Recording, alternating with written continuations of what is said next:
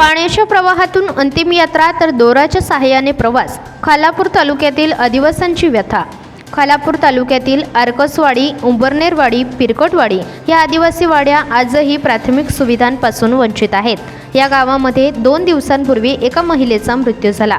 अंत्यसंस्कार करण्यासाठी मृतदेह गावकऱ्यांना कमरेभर पाण्यातून पलीकडे न्यावा लागला। पाण्याचा प्रचंड लोढा, अशातच मयत खांद्यांवरून नेताना गावकऱ्यांचे जिवंतपणी मरण यातना भोगत होत्या। गावामध्ये रस्ताच नसल्याने अशा अनेक गोष्टींना सामोरे जावे लागत आहे। या गावातील नागरिकांना कामासाठी इतर ठिकाणी जावे लागते। 2 गावच्या मधल्या भागात मोठाले पाण्याचे वहाल असल्याने पावसात येथे प्रचंड प्रमाणात पाणी वाहत असते।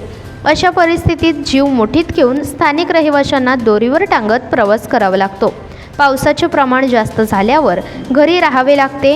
अशा वेळी कोणी आजारी पडले, काही अत्यावश्यक गोष्टी आल्या तर जीव धोक्यात घालूनच जावे लागते। या आदिवासी गावातील लोकांना हा प्रवास पाण्याच्या प्रवाहातूनच करावा लागतो।